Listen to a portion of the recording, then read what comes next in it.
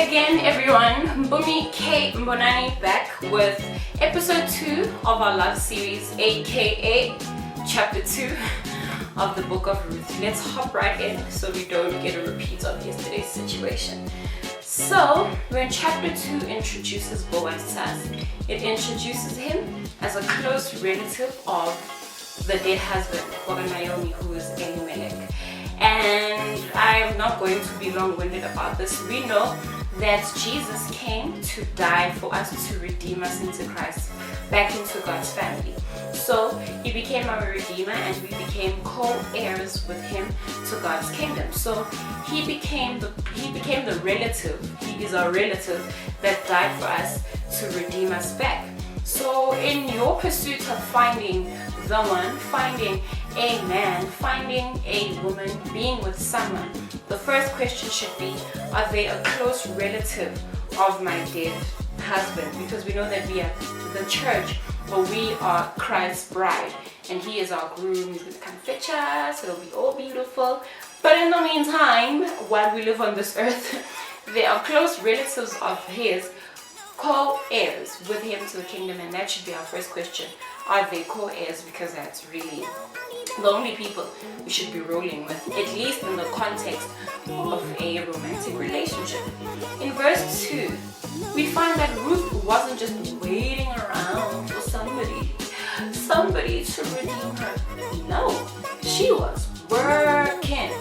Ruth was in the field. She thought, not lady, actually, that's Ruth was very respectful. Mama Zala, we are going to be hungry if I don't go out and find food for us. So Ruth got busy. She went from field to field and finally landed in Boaz's field. But we'll talk about that a bit later. She went from field to field working. This lady wasn't waiting around, putting things off until she gets a husband, until she finds somebody who's gonna love her. No, this lady was living in her purpose. This lady was building. A person like this is a lady who is building that brand, building a business. This is someone who's climbing the corporate ladder. This is someone who is into ministry, who is initiating NPOs. This is someone who is traveling the world, getting busy, being a designer. This is a busy woman. And then she got spotted. So she wasn't just sitting like, oh, Naomi, what should I do? Should I go find a man who sees me, who wants me? No, she was working. Ladies, stop wasting your life waiting for a man you don't even know who he is or they're not coming. Work. Get in those fields. Whatever your field is, work and excel and do your best. In verse 4, we find that Naomi is such a man of God. Naomi comes back from the town of Bethlehem to his field and is like, oh, God be with you, blessing his workers, you guys.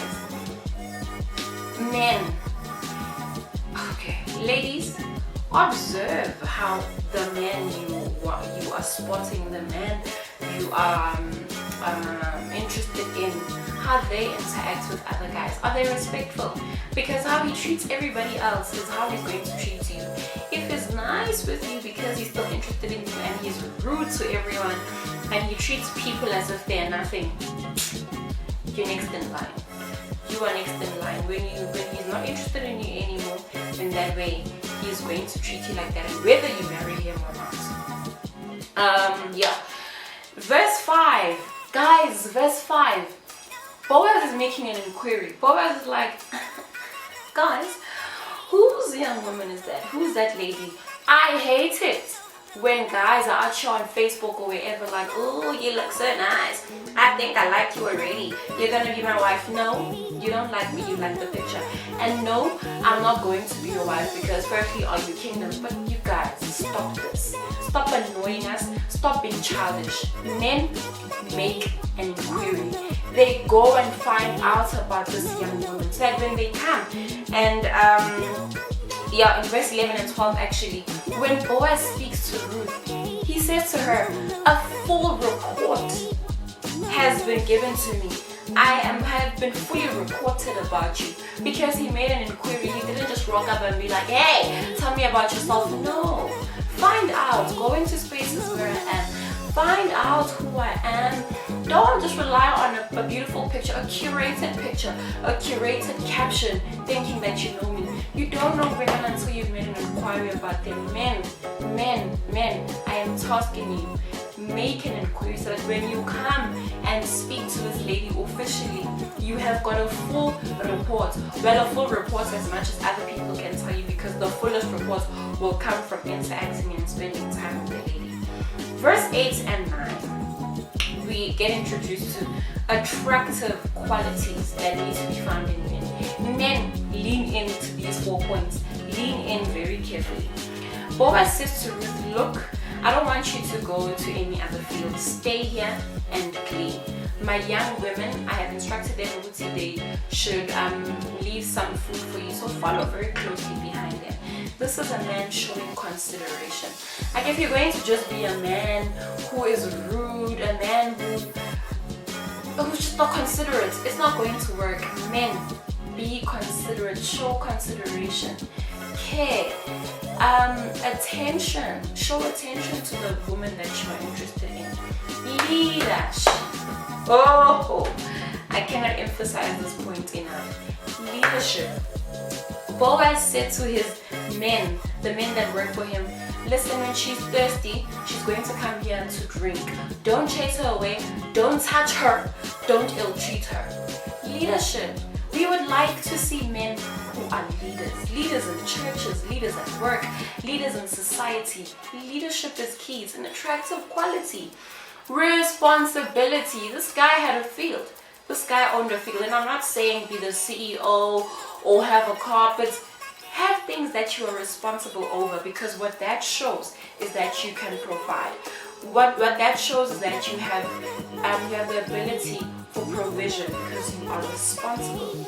And lastly, respect. And respect in this case is respect for him, respect for Ruth's mission. Boaz was like, look, Ruth, I know that you're trying to glean. I've made provision for you to come and glean because I respect that you're not here for any other thing but to glean. Men, respect the woman's mission. Respect her mission and don't try to jump in to disturb that, please. Boaz's affection we find in verse 14 did not cause Ruth to forget her mission. How often is it that when somebody starts showing interest in us, our mind just fries and we don't know how to handle our mission anymore, we just don't know what to do. No. A guy's affection should never cause you to forget your mission or to abandon it. We continue with our mission even with someone interested in us. If they are good men, they will aid in our mission, and I think that point is coming. Verse 16, instead of hindering, yes, a man of God aids. He finds ways to support and enhance. What Boaz said to his men is that, men and women, is that when you guys glean, please just leave some food purposely, so that Ruth can come and get the food and she doesn't struggle. A man of God aids your mission, young women. Women, even if you're not young, they aid your mission. They find ways to support you. Men, if you're going to want to come and disturb or be in the place of our mission, you don't belong in our lives.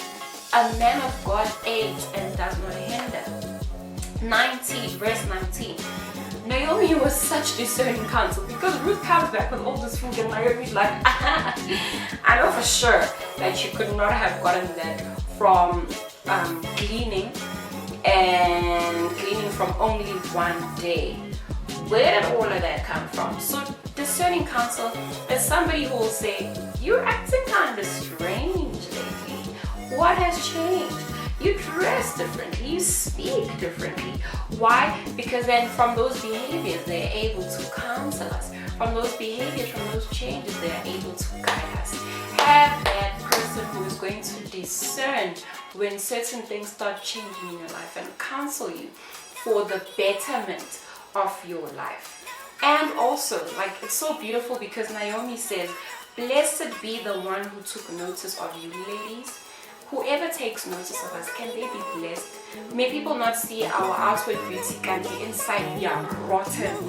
Inside we are not right. Please, may we be a blessing to these men, and may they be blessed to have noticed us.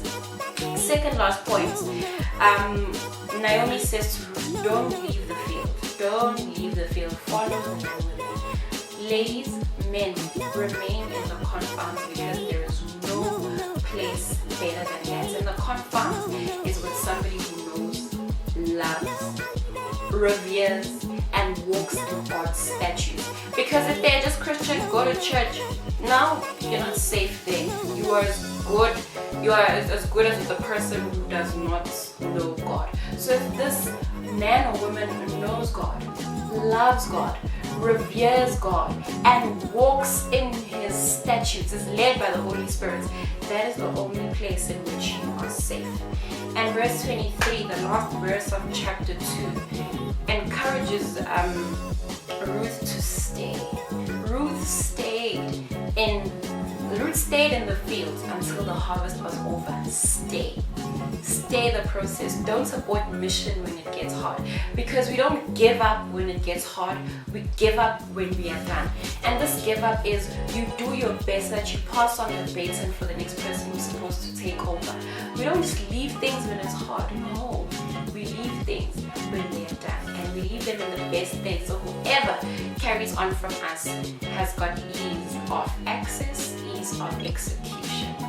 That's all for today. Subscribe to the channel, please, if you haven't already. Stay tuned for tomorrow's episode. Bye!